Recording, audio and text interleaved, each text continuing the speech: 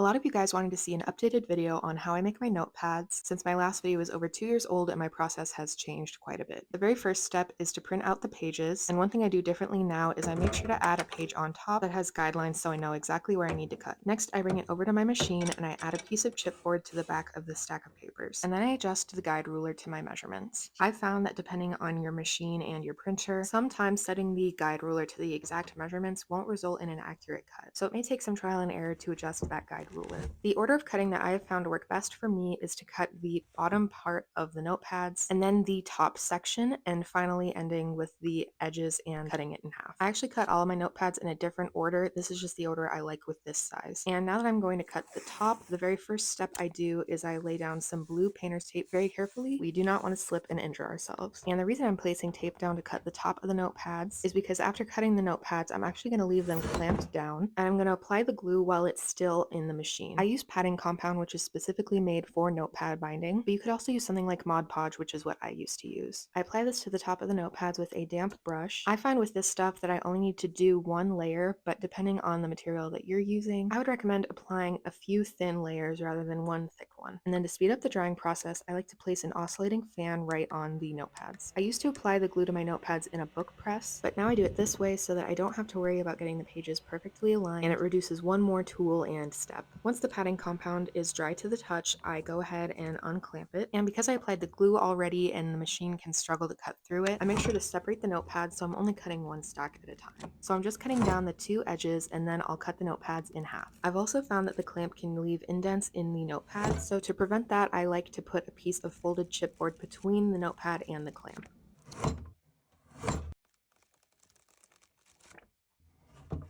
And that's how I make my cottagecore notepads. If you have any more questions about my process, let me know in the comments. And if you're curious about the exact supplies that I use, I actually have them all listed in my Amazon storefront, which you can find linked in my profile.